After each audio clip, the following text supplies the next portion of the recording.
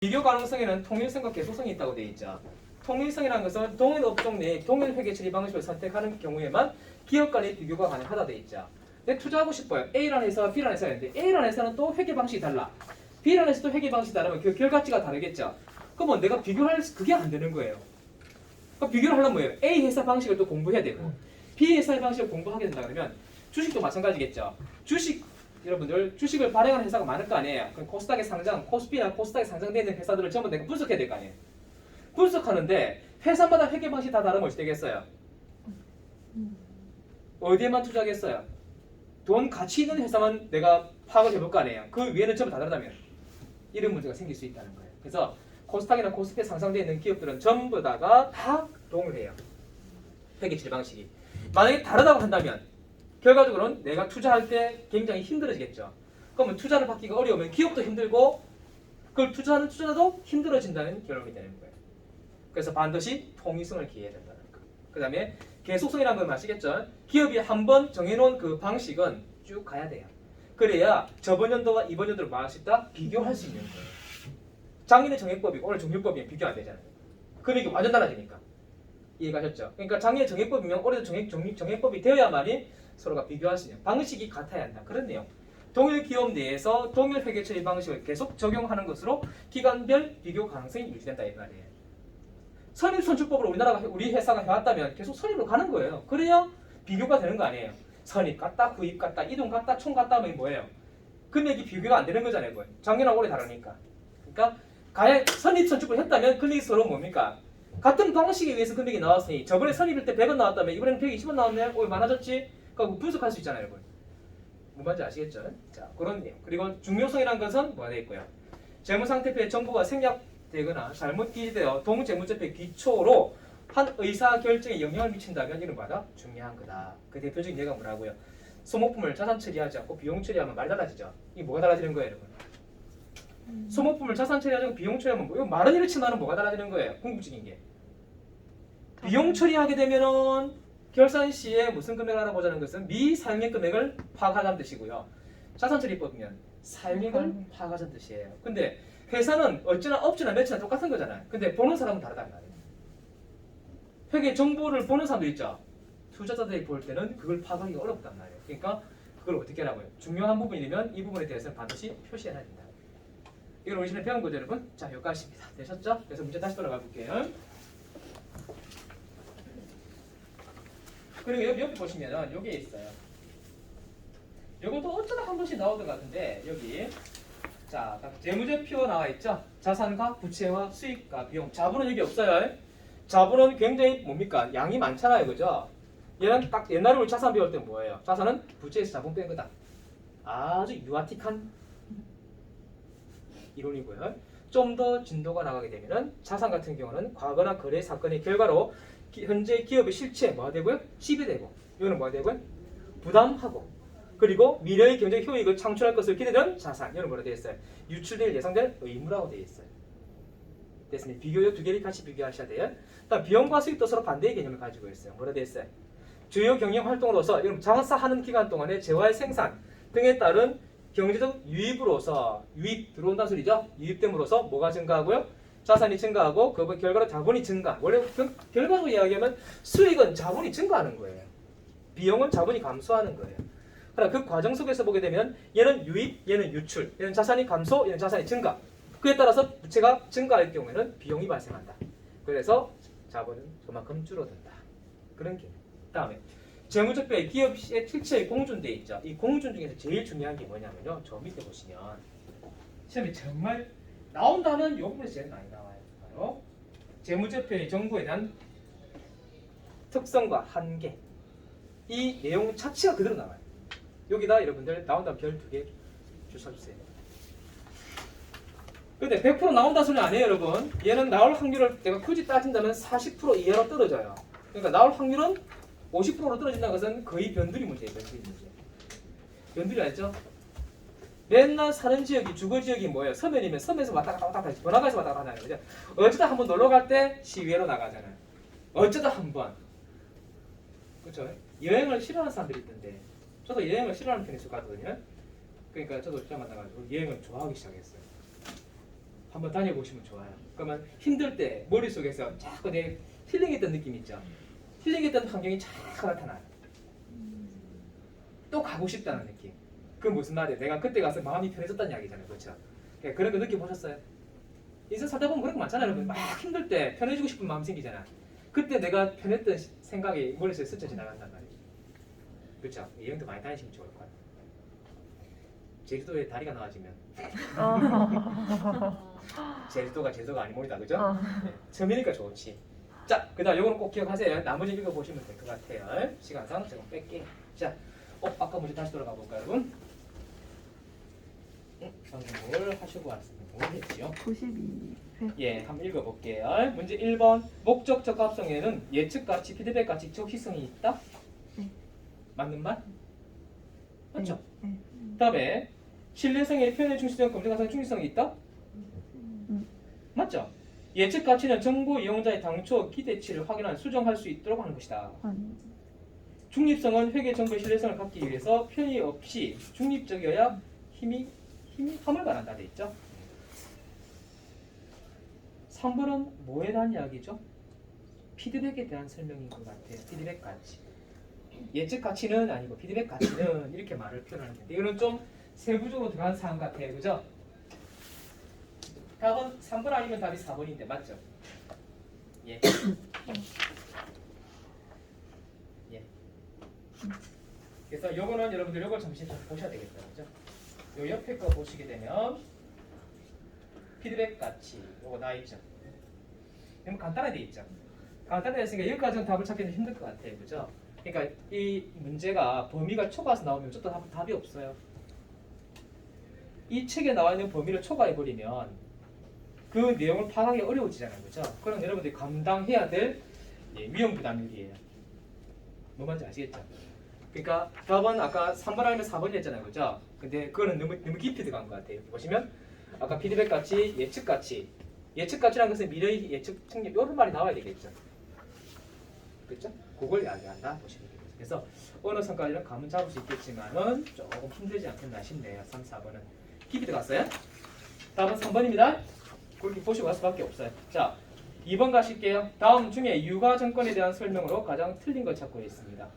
유가증권에 대해서 잠깐 보고 갈게요. 여러분, 요거 페이지는 몇 페이지 있냐면요. 여기 보시면 돼요. 요 4장짜리 프린트를 보셔도 되고요. 4장짜리 프린트 볼게요. 여기 저 시험에 근사치 있게 제가 만들어 놨으니까. 유가증권 여기 나와 있습니다. 보셨죠?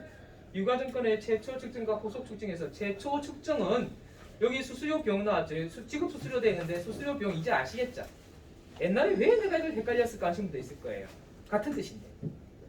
이 말은 영업의 비용으로 치는 거 다 아시죠, 여러분? 요거 분계에서 한번 배우신 걸로 보고 넘어갑니다. 여기 볼까요? 자, 요거 내용은 그냥 한번 읽어봐 주시고 중요한 것만 갈게요. 후속 측정 같은 경우는 요거부터 먼저 보시면 되겠습니다. 제일 중요한 거는 여기서 여기까지. 여기서 여기까지를 좀 잘 보셔야 됩니다. 한번 볼게요.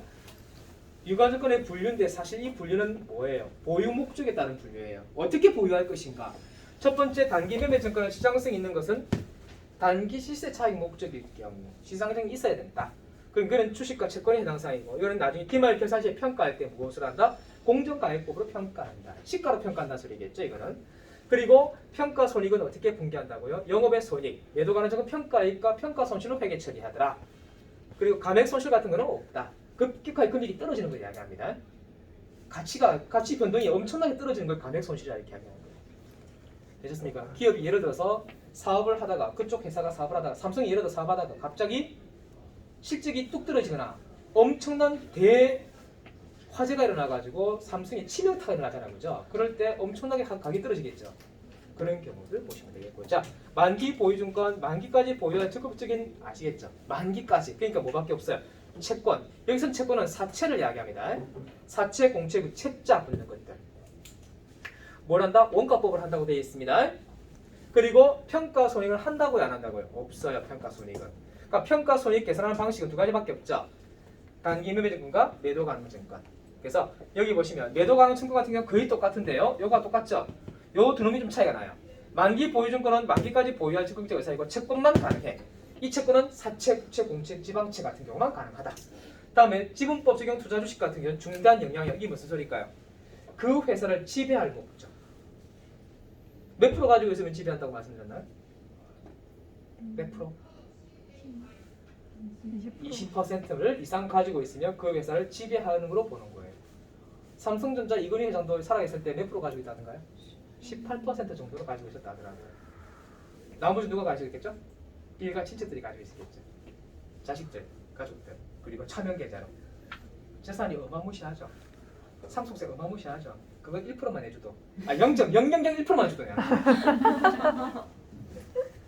그거 다 못 쓰고 죽었잖아요. 고급 스포츠카가 몇 대가 되고요, 몇십 대가 되고. 그림 봤죠 아까? 그죠? 얼마나 돈을 모았을까요, 그죠? 삼성전자는 여러분 삼성물산이었죠. 제일 먼저 대한민국에서 처음 시작할 때 박정희 대통령 때 뭘로 시작했어요? 설탕 수입해가지고 팔아가지고 돈 벌었잖아요. 그리고 LG는 치약, 럭키 치약. 좀 이제 세탁기 사러 가니까 럭키 치약 주대요. 옛날 럭키 치약 있잖아요, 모양 그대로 해가지고 주더라고요. 치약 많이 팔아가 공장 확장시켜가지고 된 거잖아요. 럭키가 어디에? 부산 저쪽에 있죠. 어린이 대공원 올라가다 보면 거기에 그 LG 사이언스인가 그 있을 거예요. 그 자리가 있는 럭키 공장. 옛날에 제가 그거 맨날 집이 서면이었거든요. 서면에서 맨날 뛰어 올라가 성지곡 소지까지 막 뛰어 올라갔어요. 한 10분이면 올라가니까. 그때 거기 있었거든요. 정말 예, 그 길은 좀 바뀌었어요. 제일 많이 바뀐 데가 금곡이죠. 화명동 금곡은 아예 싹 다 바뀌었잖아요. 그건 엄청 바뀐 거예요. 신소시대. 서면은 바뀐 게 없어요. 자, 그럼 여기 보시게 되면 자, 유가증권의 보유 의도와 보유 능력의 변화에 있어서 재분류할 필요할 경우에는 다음과 같이 한다. 단기 매매 증권은 다른 범주로 재분류할 수 있다 없다? 없다. 그러나 있다. 무조건 없다는 아니에요. 이게 참 회계에서는 그렇죠. 분류할 수 없다고 해놓고는 뒤에 가서 뭘 한다고요. 다른 범주 내에서 일반적이지 않고 단기간 내에 재발행할 가능성이 매우 낮은 다른 사건이 무슨 말인지는 그죠? 쳐다봐야 될 것 같은데 정말 이까지 들어가기는 힘들어요. 그래서 드문상이라 했잖아요. 말 그대로. 드문상에서는 뭐 한다고요? 단기 매매 차익을 목적으로 보유하지 않는 단기 매매 증권 매도 가능 증권이나 만기 보유 증권 분류할 수 있으며 단기 매매 증권이 시장성이 상실한 경우에도 매도 가능 증권으로 분류할 수 있다고 되어 있습니다. 원래는 분류 안 된다고요. 근데 드문 경우라니까 거의 뭐 일어나지 않는 소리죠. 이거 한번 시험에서 이거 출제자가 미스낸 적이 있어요. 실수한 적이 있어요. 얘만 딱 봐버린 거예요. 답이 2개, 정답, 복수 정답이 된 적이 있어요. 여기도 있었는데 모두 정답 처리했어요. 그때 아마 뒤에 보시면 나올 거예요. 줄 쫙쫙 꺼놨을 거예요. 자, 매도 가능 증권은 만기 보유 증권 재분류할 수 있으며 만기 보유 증권은 매도 가능 증권 저끼리 왔다 갔다 할 수 있다 소리잖아요. 단기 매매 증권은 좀 제외하고. 그 다음에 유가증권의 분류를 변경할 때는 재분류일의 공정가치로 평가한다는 것도 알아두시면 돼요. 조심할 건 요거. 평가할 때 얘는 영업의 손이고 얘는 뭐예요? 기타 포괄 손익 누계. 이거는 끌고 와서 상기할 수 있죠. 아, 이게 좀 자 핵심만 말씀드리는데 핵심이 이거 기억이 안 나면 이거 의미가 없잖아요, 그죠? 미안하게 생각합니다. 죄송하게 생각합니다. 앞에 공부 안 하시면 지금 설명이 무슨 말인지 하도 못 알아들어요. 여하튼간에 한번 가볼게요. 그러니까 얘는 뭐부터 해야 된다? 붕괴부터 돼야 된다. 이해가시죠? 붕괴가 되면 이 내용이 들어가시는데 붕괴가 안 되면 이 방금 이 론의 내용은 전부 다 그림에 뜨기예요, 전부 다. 뭔 뜻인지 알겠죠? 그러니까 붕괴 연습을 많이 해야 한다는 그 이유가 다 있다는 겁니다. 자, 그래서 밑에 이번에 문제를 한번 읽어볼게요. 채무증권. 왜 또 채무증권이라 했을까요? 여기도 채권이라 했고. 별 차이 없어요, 여러분. 누구 입장에서 보느냐에 따라 다른 거죠. 주식회사 입장에서는 뭐가 되는 거고요? 채무가 되는 거지만 그 주식을 사는 사람 입장에서 볼 때 매수와 매도인 입장에서 뭐가 되는 거예요? 채권이 되겠죠. 그럼 여기서 뭐라 되었어요? 채무증권이 됐으니까 이건 회사 입장에서 본 거겠죠? 이해가시겠습니까? 주식회사 입장에서 봤을 때는 채무증권이 될 수 있고요. 취득한 후에 만기, 단기, 매도 중 하나로 분류한다. 맞는 말. 그죠? 설마 채권인데 채무라 증권도 틀린 말로 생각하시면 안 되는 거예요. 누가 보느냐에 따라 다른 뜻이니까. 다음에 만기 보유증권에 분류하지 아니하는 재무증권은 매도관을 분류할 수 있어요? 없어요? 만기 보유증권에 분류되지 아니하는 재무증권은 매도관을 분류한다? 안 한다. 이게 여기서 나와 있는 말이었나요? 여기서는 좀 또 한 말인데 여기서 좀 잘못된 말이 뭐냐면요. 만기 보유증권을 재분류하지 아니하는 채무증권은 매도 가능 증권으로 분류하는 것이 아니고 단기 매매 증권과 매도 가능 증권 중에 하나로 분류합니다. 그 말이 잘못된 말입니다. 그러니까 채무 증권은 단기 매매 증권 and 매도 가능 증권 중에 하나 분류.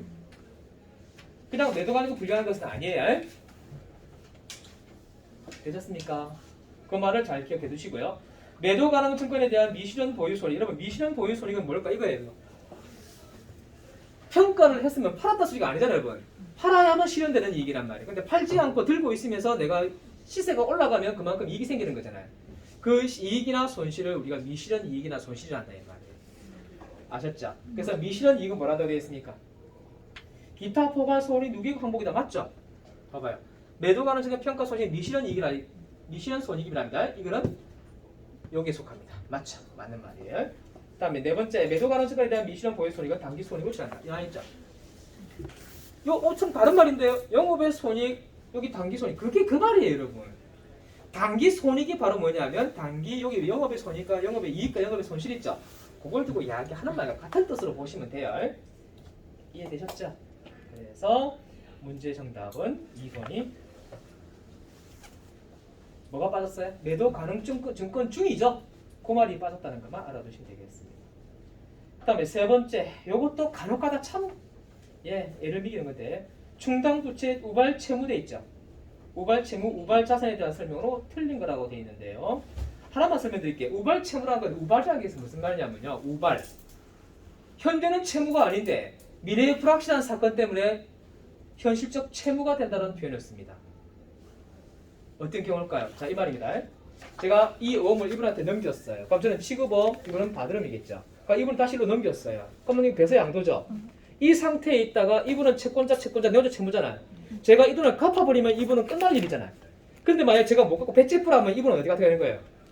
그렇죠? 돈 내놔. 이게 우발 채무인 거예요. 채무자 아니잖아요, 이분 이건. 채권자자 이분. 채권자인데 이분이 뭐 하는 거예요? 못 받았잖아요, 저한테서. 못 받으면 그 돈 누구한테 받아야 됩니까? 나한테 못 받았으니까 네가 넘겼잖아. 내놔 할 거 아니에요. 그러면 먼저 갚아주고 이분이 저한테 뭐 하는 거예요? 소송 제기하는 거예요. 이 소구권이랑 이거 뭐예요? 구상권이라는 표현을 씁니다. 먼저 갚고 나한테 소송 제기. 그 돈 내한테 받으겠죠. 받을 수 있을까요? 못 받을 거. 해서 물어봤는데요. 지받아요. 그러니까 그게 전에 어디서 나왔다고요? 전에 드라마 영화에서 국가 부도의 날인가? 거기 보면 그 배우 이름이 뭐고 있죠? 얼굴 좀 막 찌그러진 사람 있잖아요. 기억날 거. 사실인가? 좀 유명 배우잖아요. 아주 인상파 배우잖아요.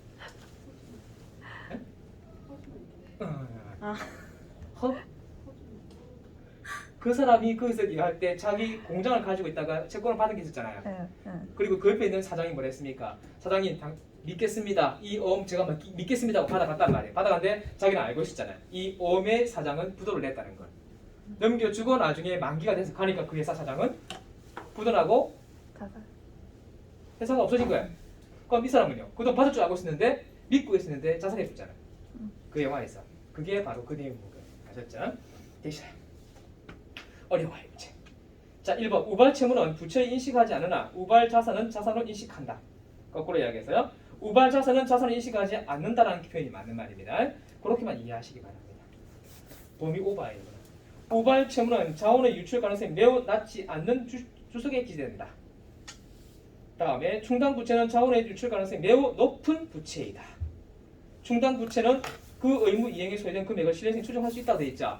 얘가 어디에 나와 있냐면요. 요거 잠깐 한번 뒤에 보시면 우발 충당 부채에 대한 설명이 아마 여기 뒤에 제가 한번 볼게요. 한 번만 읽어보고 가져갈게요. 아, 요거밖에 제가 안 해놨구나.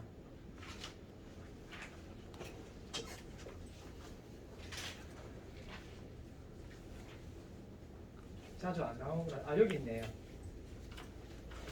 충당 이거 페이지 몇 페이지냐면 8페이지에 있는 내용입니다. 그러니까 총 5문제, 2문제 정도는 여러분들 정말 공부하기 힘들어요. 사실상으로 배운 게 범위 초과가 많아서. 자, 충당 부채라는 데 있죠. 지출의 시기에 또는 금액이 불확실한 부채를 말한다. 그리고 다음의 요건은 모두 충족하는 경우는 충당 부채를 인식한다. 자, 어떤 거예요? 이거 여러분들 이거 쉽게 생각하면 이것은 충당 부채는 뭐냐면요. 오케이 캐시백 생각하시면 돼요. OK 캐시백은 그 OK 캐시백 회사가 요새 포인트 많이 주대요, 여러분. 하루에 10포인트, 20포인트 이상은 기본으로 줘요. 10원, 20원은. 그거 한 달 모으면 돈 돼요. OK 캐시백 꼭 하세요. 저는 밤새도록 합니다. 집사람 거, 내 거, 장모님 거 다 그래 같은 일 타고 자요. 어제도 돈 300원 벌었어요. 모으면 돈 얼마 될까요? 지금 거의 10만 원 다 돼가요. 거짓말 같죠? 보여줄까요? 그래가지고 자기 하고 싶은 거 할 수 있잖아요. 여러분. 11분 가서 물건 살 때 그거 차감하면 되잖아요. 그렇죠? 그것도 하나의 재테크잖아요. 자, 볼게. 과거의 사건이나 거래의 결과로 현재 의무가 존재이 뭘까요? OK 캐시백을 발행하게 되면 나중에 갚아야 되는 거죠. 그 돈을 지급해야 되죠. 그래서 과거의 사건이라는 것은 OK 캐시백을 발행했을 경우에 거래의 결과로 현재 의무가 존재한다. 그 OK 캐시백을 적립해줄 의무가 존재한다. 됐습니까? 그렇게 비교해서 설명드릴게요. 당의 의무 이행하기 위해서 자원의 유출될 가능성이 매우 높죠. 캐시백을 발행함으로 해서 나중에 돈이 나갈 거 아니에요. 그러면 미래에 뭐가 나간다고요? 자원이 유출될 가능성이 높은 거죠. 그 다음에 보시면 그 의무 이행에 소요되는 금액을 실행생에 추정할 수 있다. OK 캐시백이 무조건 찍어내버리면 얼마가 나갈지 알 수 없으면 안 되겠죠. 얼마를 발행했으니까 얼마큼 나갈 것이라는 것을 추정할 수 있어야 한다는 의미로 보시면 돼요. 옛날에 참 많이 나왔는데 이 문제를 두 개로 섞어놨네요. 충당 부채하고 우발 부채와 우발 자산 있죠. 그거 섞어놨기 때문에 문제가 더 난이도 높아요. 요 세 가지를 기억해서 보신다 그러면 내용에서 가장 자 3번도 답이 맞죠. 매우 높은 부채이다. 충당 부채는 자원의 유출 가능성이 매우 높다 했잖아요. 그죠? 왜 나와있죠 여러분? 다음 네 번째 보시면 충당 부채는 그 의무이행에 소요되는 금액이 신뢰성이 많을 수 있다고 측정할 수 있어야 한다 말 나와있죠? 이해되셨습니까? 예? 자 우발 부채와 우발 채무를 또 공부를 하게 된다면 요 책에서 아마 우발에 관련된 내용이 나와있지 않나 한번 찾아봐 드릴게요. 부채 쪽으로 가보시면 아마 있지 않겠나 싶은데요. 있네요. 페이지 66쪽. 66쪽 보셨어요? 그 문제 옆에 하나 적어놔 봐주세요. 66쪽. 되셨습니까? 찾으셨어요? 자, 66쪽에 보니까 미연에 충당 부채라는 내용은 또 그대로 있죠. 공부하기 참 힘들겠죠, 이거. 그러니까 이거 잘 이겨내셔야 돼요. 하다 보면 책 한 권 다 하겠는데요. 그러니까요. 이거는 그냥 이론이죠. 이런 형태로 시험이 나오는 게 어떤 거냐면 여러분들 주택관리사 있죠. 주택관리사. 주택관리사에 회계 있거든요. 회계가 이런 식. 그러니까 분계 몰라도 시험 칠 수 있는데 분계가 몇 퍼센트 가거든요. 그러니까 주택관리사 공부하신 분 중에서 제일 힘들어하는 것이 회계 쪽이 제일 힘들다잖아요. 배운 사람들은 별거 아닌데 안 배운 사람들은 그게 제일 어려워해요. 전부 다. 민법, 상민법 뭐 그런 거 있죠. 그런 거는 뭐 외우면 되는 거지만 회계는 외워서 될 일이 아닌 게 많잖아요. 자, 위치는 가르쳐드렸죠? 한번 읽어보시고요. 다음 4번 자본거래 관련 설명으로 가장 틀린 걸 찾고 있습니다. 자본거래는 장판 프린트를 보시면서 해도 상관없으세요. 한번 볼까요? 자기주식 취득원가를 자기주식 과목으로 하여서 자본조정에 회계 처리한다. 자기주식은 어디에 속하는 계정 과목이에요?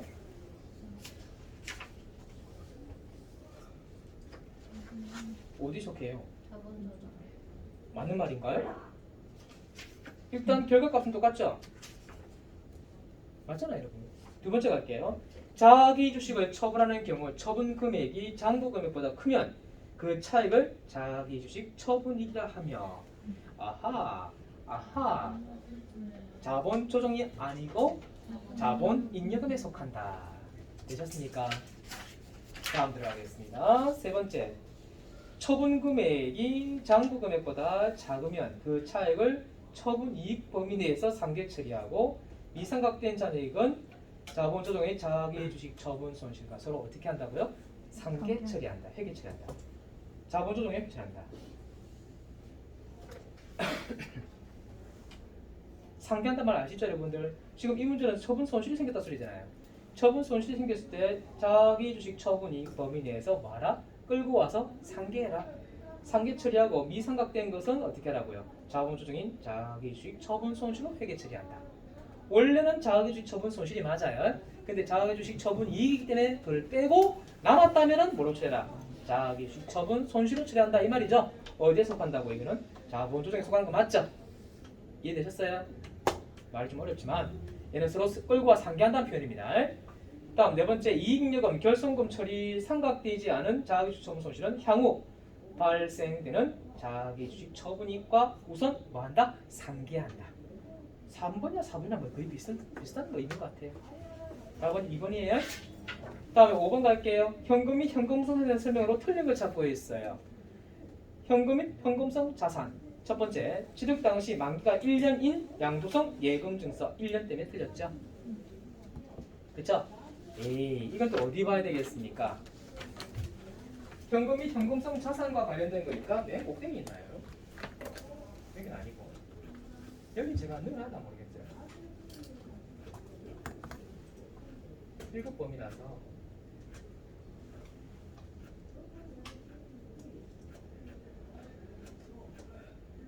여기는 제가 며칠을 안 왔네요. 교재에 보시면 있을 것 같습니다. 이거는 몇 급인지 2급인지 아시죠? 전산액이 2급, 1급 수준밖에 안 되는 거라서 잠시 한번 볼게요. 기억은 다시 보면 기억이 날 거예요. 자, 몇 페이지를 잠시 보아주시냐면요.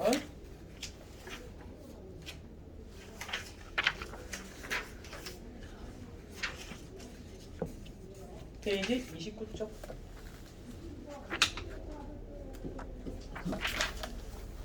29쪽 보셨어요? 맨 아래쪽에 현금 및 현금성 자산 돼 있죠. 여기 조심할 거는 취득일로부터 만기가 3개월 이내라는 것을 조심하셔야 돼요. 거기 현금성 자산에 대한 기억 나와 있죠. 기억해 보시면 큰 거래 비용이 없으면서 현금으로 전환을 용이하고 이자의 변동에 따른 가치 변동의 위험이 중요하지 않은 채무증권이라 되어 있습니다. 그렇죠? 근데 그 밑에 니은 보니까 취득 당시 만기 또는 상환일이 몇 개월이라고요? 3개월 이내의 어쩌고저쩌고 단기 매매, 단기 금융 상품이라는 기타 등등등 나옵니다. 그게 제일 중요한 표현이에요. 이해가셨죠? 그리고 여러분들 30페이지 넘어가셔서 계정 과목 중에 조심해야 될 계정 과목이 하나 있는데요. 여기 맨 위에 보니까 당자이금과 당자 차월 나와 있죠. 여기서 당자 차월의 밑에 보시면 당자 해설 보전금 돼 있죠. 얘가 불현듯 한 번씩 툭 튀어나와요. 어디에 속합니까? 라고 물어볼 때 얘는 지금 보니까 당자이금 해설하기 위해서 보증금에 대한 전액 장기 금융 상품에 해당된다고 되어 있는 거죠. 되어 있습니까? 요거 말고도 또 하나 더 있는데 특정 현금과 예금도 있어요. 그거는 여기 해당 사항이 아니에요. 당자 자산에 속하지 않습니다.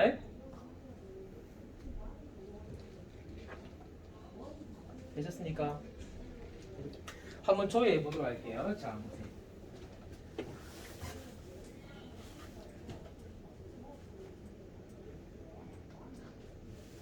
프로그램을 띄워볼게요.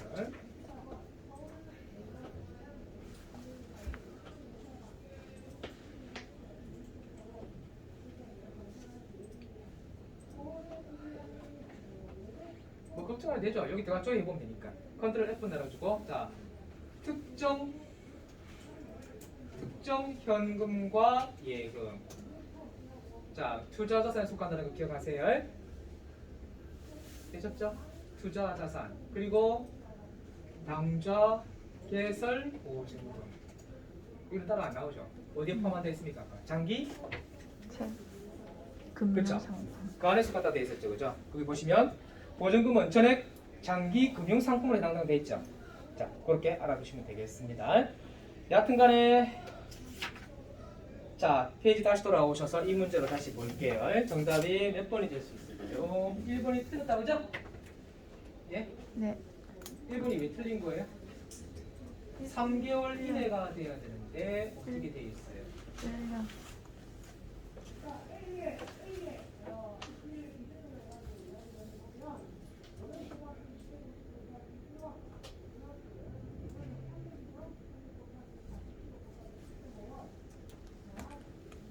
자, 1년인 양도성 예금 증서는 틀렸죠. 그죠? 그러면 취득일로부터 만기가 3개월 이내가 되어야 정답이 되겠습니다. 됐죠? 그게 정답이에요. 취득 당시 만기가 3개월 이내. 그래야만 답이 되고요. 지폐와 동전은 당연히 맞죠. 다음 세 번째, 우표와 수입인지는 아닌 거 맞죠? 수입인지는 세금과 공과. 우표는 통신비. 그죠?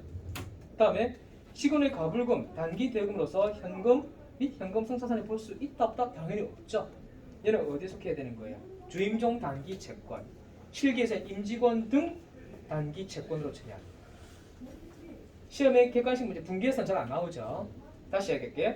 시군의 가불금은 단기 대여금이라고 할 수 있겠지만 얘는 좁은 의미로 봐야 되기 때문에 정해진 거 있죠. 주임종 단기 채권, 이게는 실제 쓰는 단어고요. 실기 프로그램에서는 어떻게 한다고요? 임직원 등 단기 채권, 이라는 계정 과목을 사용합니다. 예. 그 단기 대여금은 어디에 속하는 거예요, 여러분?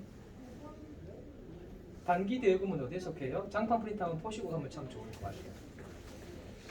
장판 프린터 앞쪽을 보시게 되면 단기 매매 증권, 단기 예금, 단기 금융상품. 단기 금융상품이 단기 예금이에요. 첫 번째 현금 및 현금성 자산 바로 밑에 있죠. 단기 투자 자산에 들죠. 옛날에 그 객관식 문제를 한번 나왔어요. 다음 중 단기 투자 자산으로 분류할 수 없는 것들이 나와요. 아셨죠? 다시 한번 볼까요? 단기 금융상품. 단기 여러분 단기 금융상품에 대해서 단기 예금이라 되어 있어요. 단기 예금 되어 있어요. 그건 어떻게 보면 단기 금융상품으로 보시는 게 맞아요. 똑같아 같은 말. 국제 회계 기준이냐 그냐가 다르기 때문에 우리 문제에서는 단기 금융상품이라는 말을 표현을 할 거예요, 여러분. 그게 단기 예금이에요. 또 뭐라고요? 단기 대금 거기 있죠. 단기 매매권 있죠. 그 세 가지가 바로 단기 투자 자산이 되는 거예요. 그거 말고 또 있죠, 여러분. 무슨 말이 또 있어요, 거기? 유동자산으로 불리는 거예요, 당자산으로 불리는 거예요? 만기 보유증권과 매도 가능 증권도 있다 돼 있죠. 그래서 여러분 단기 매도 가능 증권과 만기 보유증권은 검색을 하게 되면 프로그램 찍어 보시게 되면 두 개가 뜬다 있잖아요. 거기다가 어디에 속하는 거다? 투자 자산 쪽에 속하는 것들이에요. 얘는 특별한 경우 아니면 나타나지 않습니다. 특별한 경우는 뭐로 분류된다 해야 되겠어요? 유동자산으로 분류되는 만기 보유증권과 매도 가능 증권이라는 표현이 있어야 되겠죠, 여러분. 그런 말이 없으면 전부 다 투자 자산이라고 보시면 됩니다. 되셨습니까? 자, 오늘은 여러분들 재무 회계만 볼게요. 내일은 마지막 날이죠. 마지막 날은 원가 회계하고 부가세만 쭉 한 물 더 봐드리고 마무리 지을게요. 오늘은 3, 4교시 때는 제가 가산세 조금 더 설명드리고 끝낼 거예요. 자, 되셨습니까? 6번부터는 이제 원가 회계죠. 그죠? 넘길게요. 자, 이제 멘트로 가시라고요. 91을 한번 가볼게요.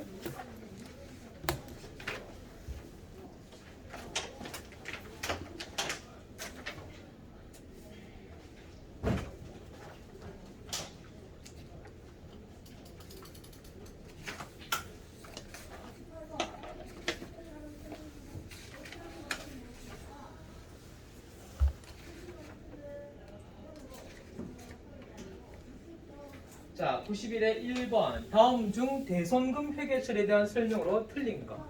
제가 나중에 여러분들 족보 60회부터 있는 족보가 하나 있어요. 그냥 공부하기 편하게 제가 밑에 적어놓은 거 있죠, 그죠? 그거 하나 카피가 드릴게요. 제가 공부하기 좀 편하게 해드리려고. 자, 1번 한번 볼까요? 대손금 회계처리에 대한 설명으로 틀린 거.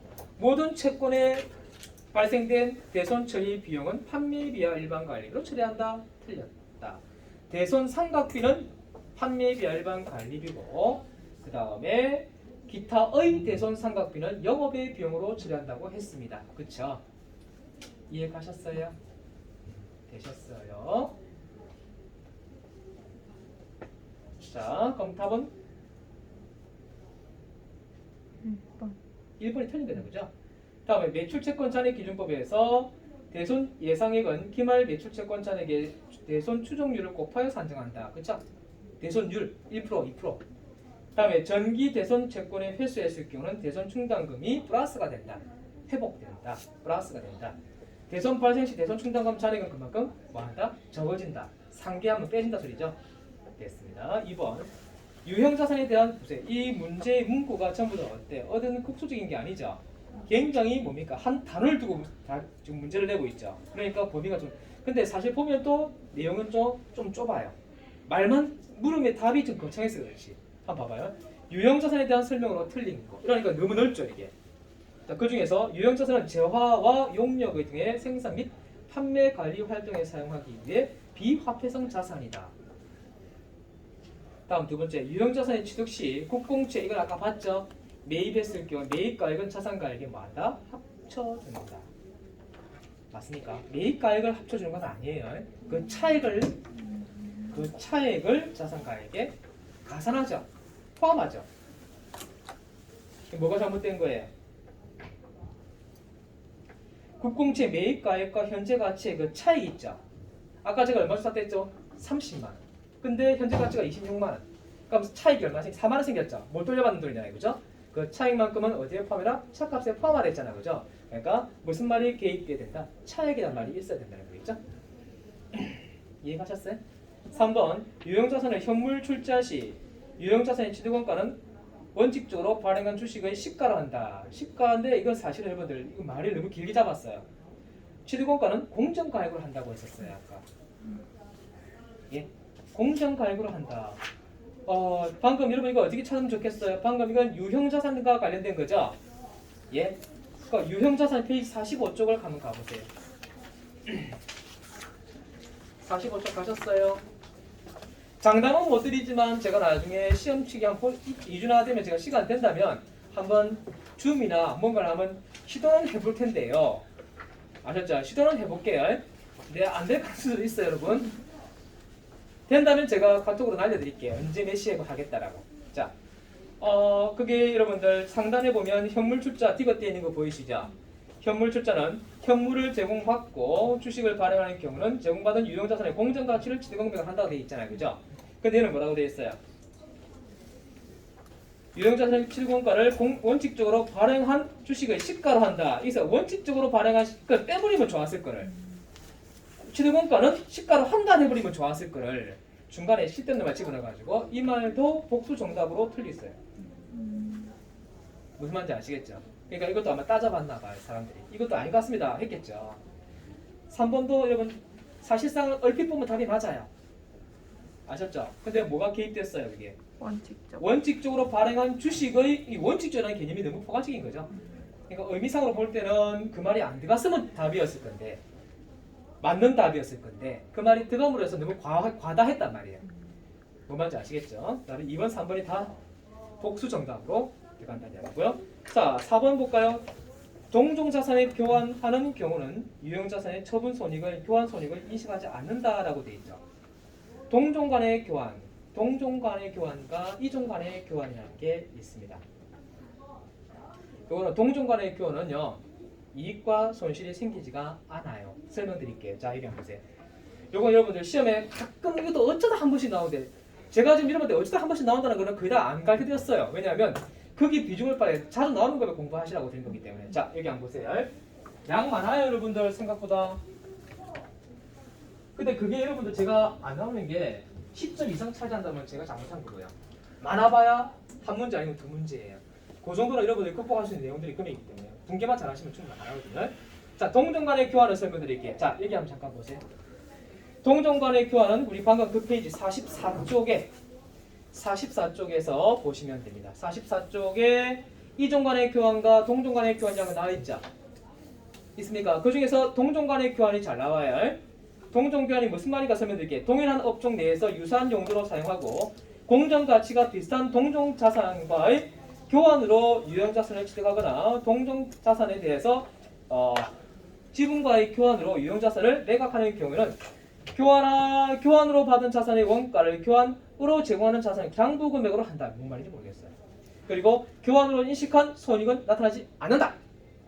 그래서 아까 객관식 문제 보니까 뭐예요? 표현 어떻게 나왔어요? 여기서는 교재에서는 교환으로 인식한 손익이 나타나지 않는다라고 했고요. 우리 방금 그 내용에서는 동종 자산의 교환하는 경우에는 유형자산 처분 손익을 인식하지 않는다 이랬죠. 그 말이 그 말이잖아요. 이해가시겠어요? 그러니까 처분 손익은 나타나지 않는다는 소리예요. 그러니까 이게 무슨 소린가 설명드릴게요. 자, 여러분하고 저하고 동종 간의 기업이에요. 여러분도 모니터 가지고 있어요. 저도 이게 똑같은 모니터 가지고 있어요. 근데 사는 시점이 좀 다르다 보면 감가상각이 서로 다를 수 있겠죠. 자, 잘 들으세요. 여러분은 A, 저는 B. 이 모니터를 뭐 때문에 그런지 모르겠지만 교환을 하려고 해요. 사장님끼리 친한가 봐요. 야, 니 그 모니터 좋네. 우리가 바꾸자. 바꾸자. 바꾸는 거예요. 근데 뭐가 발생하냐면요. 자, 여러분이 산 이거 A다 이 말이에요. A가 살 때 얼마죠? 100만 원 주고 샀어요. 근데 감가상각 누기익은 60만 원 발생했어요. 그러니까 남은 가치 얼마예요? 이게 장부가액이잖아요. 장부가액. 장부에 40만 원밖에 없는 거예요. 나도 똑같이 얼마 사냐면 110만 원 주고 샀어요. 이거를. 110만 원 주고 샀는데 감가상각이 80만 원이 나왔어요. 됐습니까? 그럼 난 장부가 얼마예요? 30이죠. 이걸 서로 교환하는 거예요. 그럼 어떻게 분개하면 될까요? 잘. 여러분이 A 입장에서 합니다. A 입장에서 분개할 때는 어떻게 하면 되냐면요. 이거 비품이죠. 예? 그러면 여러분 거는 비품 A잖아, 그죠? 여러분 입장에서 할게요.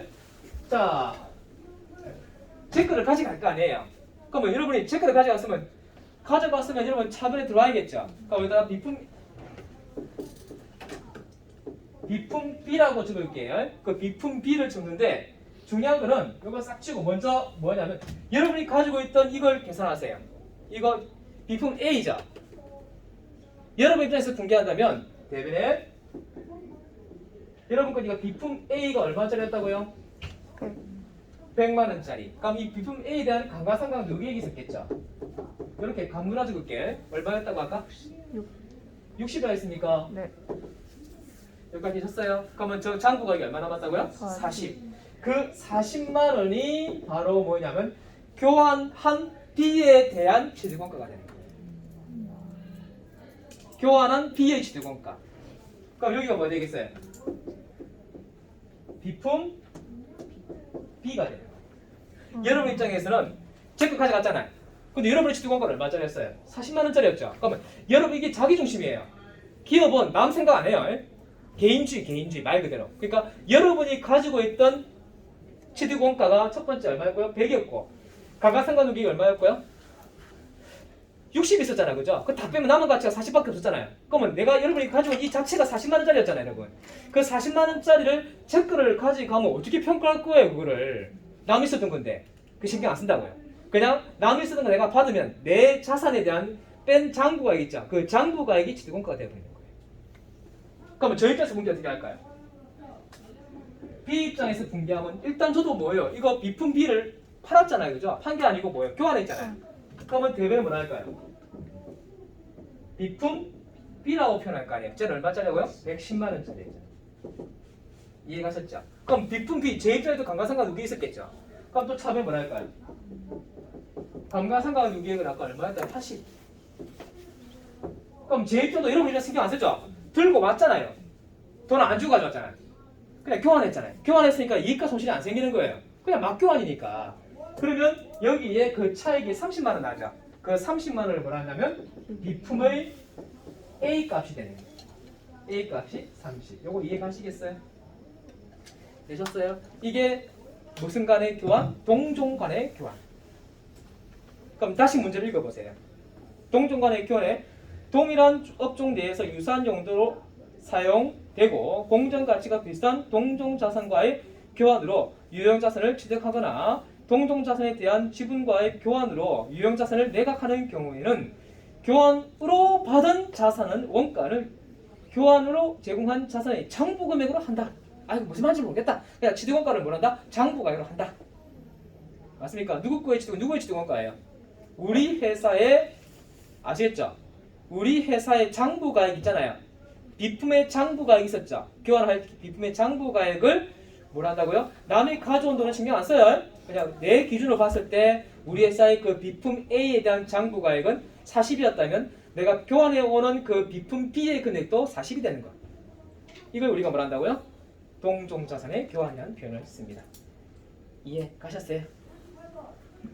되셨어요? 밑에 네모 박스에 보시게 되면은 하나는 이종이고 하나는 동종이죠. 이종 간의 교환을 뭐를 인식한다고요? 다른 종류의 자산과의 교환으로 취득한 유형 자산의 취득 원가는 교환을 위하여 제공한 자산의 공정 가치를 측정한다. 다만 교환을 위하여 제공한 자산의 공정 가치가 불확실한 경우에는 교환으로 취득한 자산의 공정 가치를 취득 원가로 할 수 있다고 되어 있죠. 말이 좀 어렵죠. 밑에 보시면 토지가 얼마짜리고요?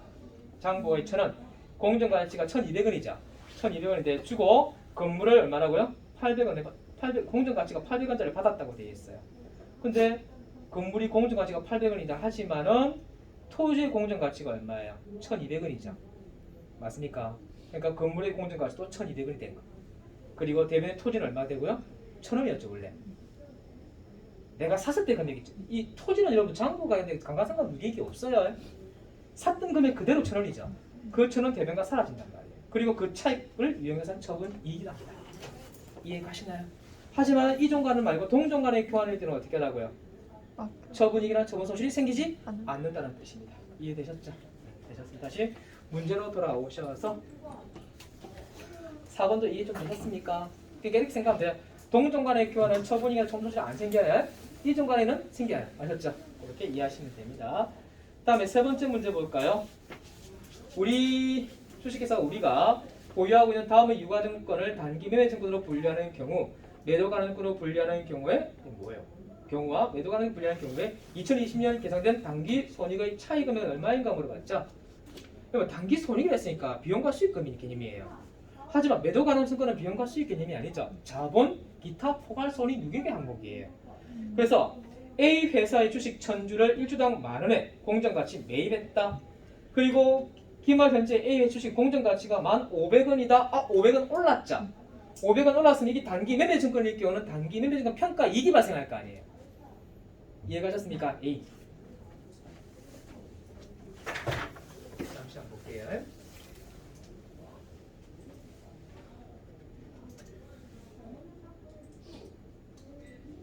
자, 얘를 단기 매매증권으로 처리하면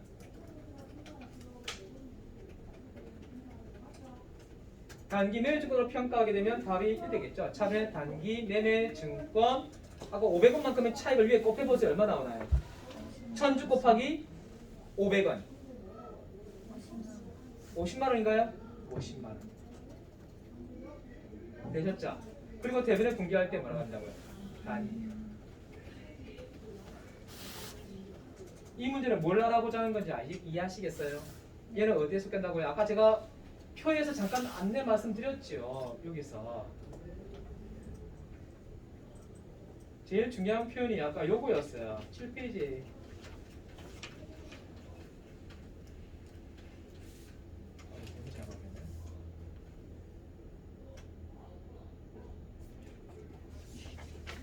유가증권이 4번 4쪽이 예, 여기 나와 있죠. 평가 손익은 단기 매매증권 평가 손익 영업의 손익을 추가되어 있잖아요. 그죠? 다 보셨어요? 요거 두 개의 의미를 지금 설명하고 있는 거예요. 그럼 분개를 한번 했으니까 보세요. 여기 보세요. 얘는 어디에 속하는 거죠? 영업 외 수익에 해당되는 사항이에요. 그죠? 매도 가능 증권 분개 어떻게 하시면 되겠어요? 분개는 똑같잖아요, 여러분. 근데 얘는 뭘로 바뀌어요? 얘 매도 가능 증권 평가 이렇게 하겠죠? 이렇게만 살짝 바꿔버리면 끝나잖아요. 근데 뭐가 달라져요? 이놈이 영업의 수익이 아니라는 게 문제죠. 어디 속합니까? 기타, 포괄, 손익, 유계액에 속하는 거. 이해가셨어요? 되셨어요. 됐습니까? 그러니까 이 문제는 결과적으로 이야기하면 이 금액만 따질 수 있죠. 이 금액만 비용과 수익이잖아요. 얘는 비용과 수익이 아니죠. 그러니까 답은 50만 원밖에 안 되는 거죠. 제 말 이해가셨어요? 무슨 말인지? 예? 이 문제 의미 아시겠어요? 뭐를 물어봤어요? 문제에서 주어진 말이 뭐였어요? 단기 손익의 차이 금액을 얼마인가 물어봤잖아요. 이 단기 손익은 비용과 수익에 대한 금액을 이야기하는 거예요. 그래서 얘는 어디에 속한다고? 자본에 속하는 거니까 해당 사항 없는 거예요. 그러니까 이건 자체가 의미가 없고 얘만 가지고 따져야 돼요. 그래서 답은 50만 원만 답이 돼야 돼요. 이해가셨습니까? 네. 다음 4번 빨리 보고 넘어갈게요. 아이고 잘했다. 재고자산에 대한 설명으로 가장 옳지 않은 거 또 나왔죠. 재고자산에 대해서 물어볼 때 할부 판매 상품의 경우에 대해서 모두 회수되지 않더라도 상품의 판매 시점에 판매자의 재고자산에서 제외된다. 이거 여러분들 재고자산에 설명드렸죠. 이게 무슨 소리냐 하면요. 자 보세요. 잠깐만요. 12개월 할부했다 하더라도 인도 조건이기 때문에 넘겨주면 다 끝이에요. 그러니까 판매된 거예요. 외상값이 들어와야만이 뭡니까? 들어온 것과 관계없이 판매됐으면 그 수익 시점은 뭐냐고요? 판매 시점인 거죠. 그 이야기예요. 그러니까 판매자의 재고자산을 완전히 뭐한다? 제외시키는 게 맞아요. 재고자산의 매입원가는 매입금액에 매입운임, 하용료, 보험료. 여기서 보험료 하면 여러분들 보험료는 비용인데 이게 왜 들어갈까 하는 사람도 있을 거예요. 근데 구입 시에는 보험료 들어가요. 고가품일 경우는 보험금이 들어야 되잖아요, 여러분들. 그죠? 취득 과정에서 정상적으로 발생하는 부대의 비용 가산을 포함한다. 이렇게 돼 있죠? 다음에 세 번째, 선적지 인도 조건. 이 선적의 뜻이 뭐예요? 배에 실어주면 모든 부담은 매입자가 다 하는 거예요. 그래서 이 문제 보니까 선적지 인도 조건, 이거는 꼭 공부하라고 제가 말씀드린 거죠. 선적지 인도 조건의 경우는 판매돼서 운송 중인 상품은 판매자의 재고자산에 포함된다가 아니고 판매자의 재고자산은 이미 나가버렸으니까 이제는 더 이상 포함시키면 안 되는 거죠. 누구의 재고자산이 되는 거예요? 매입자의 재고자산이 돼야 되는 거예요. 다음 네 번째, 재고자산의 장부상 수량과 실제 수량의 차이가 발생한 데 있죠. 그러니까 뭐가 발생한 데 있어요? 감모 손실이 발생한 데 있어요. 그죠? 그래서 소유권이 위에 보시면 감모 손실의 경우는 정상적으로 발생한 감모 손실은 매출원가에 뭐한다? 가산한다. 정답이죠. 비정상적이면 뭐라 적어야겠어요? 영업의 비용으로 처리한다. 이해 가셨습니까? 예. 다음 마지막 다섯 번째, 일반 기업 회계 기준에 따른 자본의 표시에 대한 설명으로 옳지 않은 거 물어보고 있어요. 자본금은 보통주와 우선주로 구분한다. 예. 이거 시간 좀 오버되는데요. 이거 잠시만 보고 갈게요. 여기 자본에 대한 내용이 어디 있을 텐데요.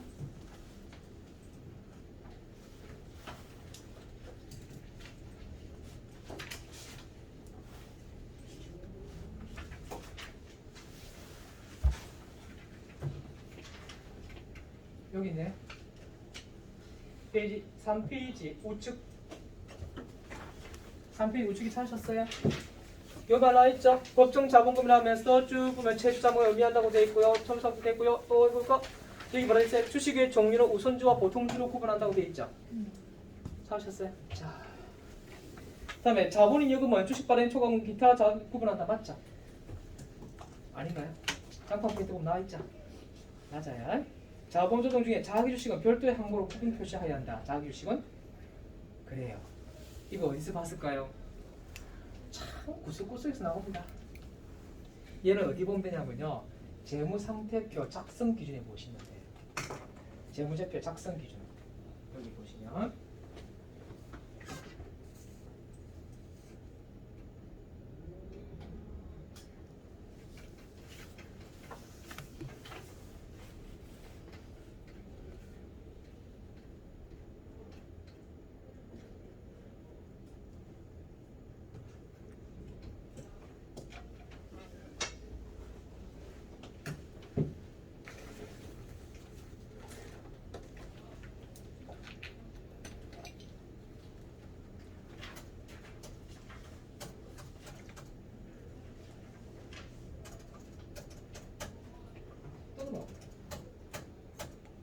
여기 있죠? 몇 페이지냐면 3페이지 보시니까 여기에 자본 조정 중에 자기 주식의 구분 표시라고 되어 있는 게 있죠. 제가 보여드리려고 찾아봤어요. 되셨습니다. 자, 4번을 보시면 아시겠네. 기타 포괄손익 누계금, 법정 적립금, 임의 적립금, 이거는 이익 준비금의 이익잉여금의 항목이에요. 답은 4번이 틀렸어요? 잠깐 쉬어갈게. 시간 20분이니까 조금 30분 되기 전에